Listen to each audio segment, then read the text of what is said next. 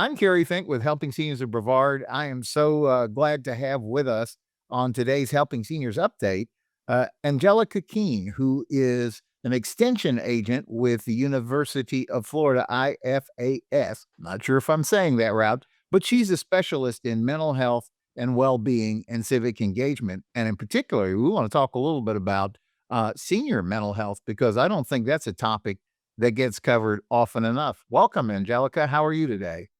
I am doing very well. Thank you for inviting me.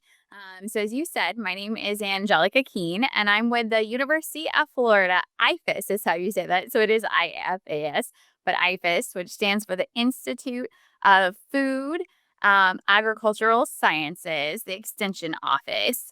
Little bit about where the University of Florida before I dive into answering your questions on mental health and particularly senior mental health, because I agree with you 100%. It is not a topic that gets discussed. But I want to tell you a little bit about the organization I represent. So, the University of Florida Extension Office is what they call the land grant university. So, what that means is we are the university for the state of Florida. Every single state has one. And what's amazing about that is the fact that we provide evidence based community education for the community on things they're interested in learning about. So, the way I like to explain it to people is we were Google and YouTube before they existed. But we're still available. And so we do everything from you want to learn how to cook, you can come to a cooking class. You want to learn how to garden, we've got gardening, canning, agriculture, 4-H, which is our youth development program. You're interested in lagoon restoration or how to get involved with oyster things or counting uh, horseshoe crabs.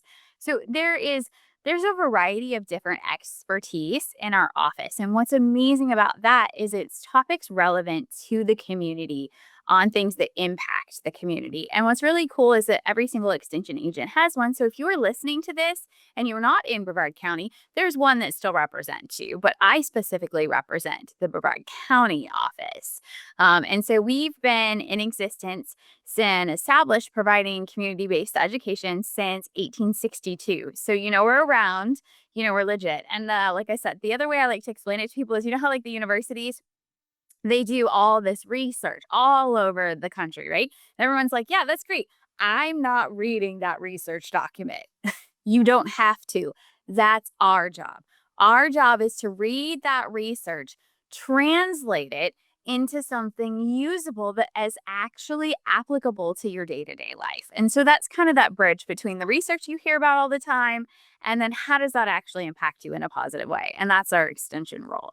So, as you said, my area of expertise is I'm one of the newer agents, and meaning that I've been teaching in this field for 12 years, but I've only been working specifically for the extension office for the last 6 is mental health and civic engagement. And so, like we were saying, mental health is a topic that is not talked about often. So, my thought was maybe if you had a couple questions, we could dive into that, or I could just keep going. What are your thoughts? Well, Angelica, we had the opportunity to meet recently at a Brevard County health fair that they had pulled together. It was part of their Feel Good February initiative. And I really didn't understand all the great things that you were doing. And in particular, you shared with me about some upcoming training and things that are going to be Yes. important because we are always interested. We'll go take a CPR course, right? Because we think that's Yes. beneficial. We'll look for things, if somebody teaches us how to do our blood pressure and things like that. But it was unique to see you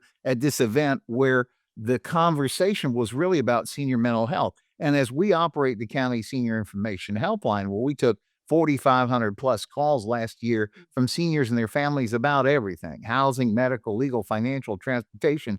We noticed that from time to time, there is a challenge that doesn't get spoken enough about, which is things like senior depression, or a lot of times we'll call it self medication. Seniors are in pain. They can't get necessarily, they haven't found the right connection medically. So then they're trying to, I guess, anesthetize some pain. And sometimes that can cause addiction problems through substance abuse and things like that.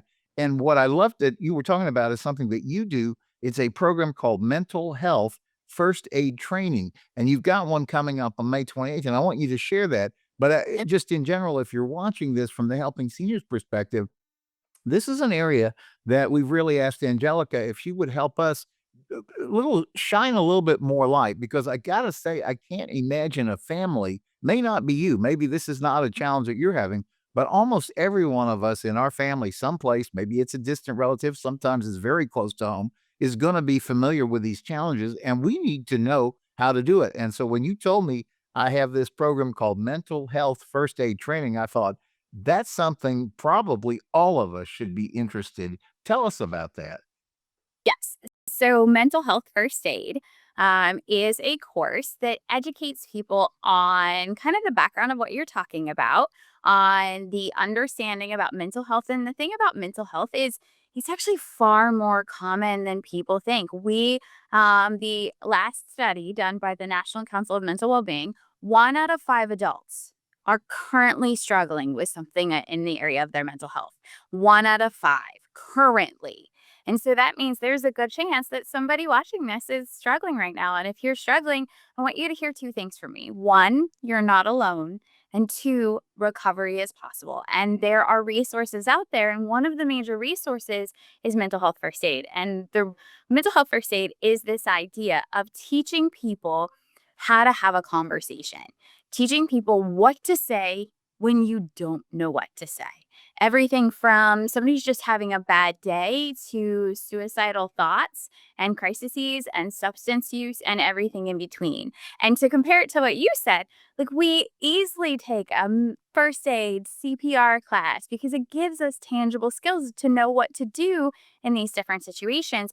Mental health first aid is the same idea. It gives you applicable, tangible skills to know what to do when somebody's struggling from a mental health challenge, whether that just be, like I said, somebody having a bad day with stress, we all have them, to depression, to anxiety, to suicidal thoughts, and kind of everything in between. And the biggest idea of this class is we generally talk about mental health in one of two things: I'm stressed, or we wait till we're in crisis. The idea of this class is to bridge that gap, between I'm just having a bad day. I could use a little resources to I've ignored the problem and now I'm in a crisis situation. And so, how do we have that conversation in between in a way that you, as the person having the conversation, feels supported and confident to have the conversation, and the person struggling feels heard and understood? And we're not taught that. And so that's why I love this class. So the idea of this class is it comes with you do 2 hours of pre-coursework. And the way I like to explain the pre-coursework is it's really foundational information about mental health. It's facts. It's the kind of the data points, how frequent these things happen, how common they are, the different things to look for, because the purpose of this class is not to teach you to diagnose or treat. If you are not walking in a psychologist, you are not walking out a psychologist. But we do want you to have some foundational baseline information, just like CPR and first aid. So that is the 2 hour pre coursework. And then the day is actually spent learning the tools, talking about the tools, practicing so that when you leave, you actually feel confident. Like, you actually feel capable of walking outside and having a conversation with that loved one, that family, that friend, or maybe even yourself, being like, hey, I'm noticing this pattern for myself. Maybe I should connect to somebody. And what does that look like? And so it's a really empowering opportunity to really just jumpstart the conversation in a really connective and supportive way. And so that's why I've been bringing this class to Brevard County for since 2023, but it's been established in the United States since 2008. So it's really starting to get its like kind of foot in the door and be as common and uh, recognized as CPR and first aid. So it comes with its national backing and support and the whole thing. So it's a pretty cool program. So I'm excited to offer it. Yeah, as you were talking about it, it seems like number one, this is probably good for each one of us individually to get some insight. Not only because I think it's one of those things where it's probably good for ourselves, but it's probably really helpful for those that are around us. I always smile about the thing that they tell you when you get on an airplane. They say you got to put on your own oxygen mask before you try to help somebody around you if that were to become necessary. And I think those are the skills that it sounds like you're going to be able to pick up from this. Now you've got a class coming up May 28th, and it's 9 a.m. to 4 p.m.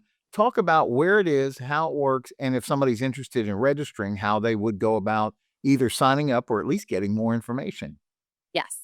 So it is. It's going to be May 28th from 9 a.m. to 4 p.m. at our office located in Cocoa, off of Lake Drive. So the address is 3695 Lake Drive, Cocoa, Florida. And we do all handle all of our registration through Eventbrite. So the easiest way to find us is if you just search University of Florida. So IFAS Extension, Brevard County. We pop right up. And then from that, you can actually click on classes and that will take you directly to our registration. And like I said, it's 2 hours of pre-coursework that's required before you step into class.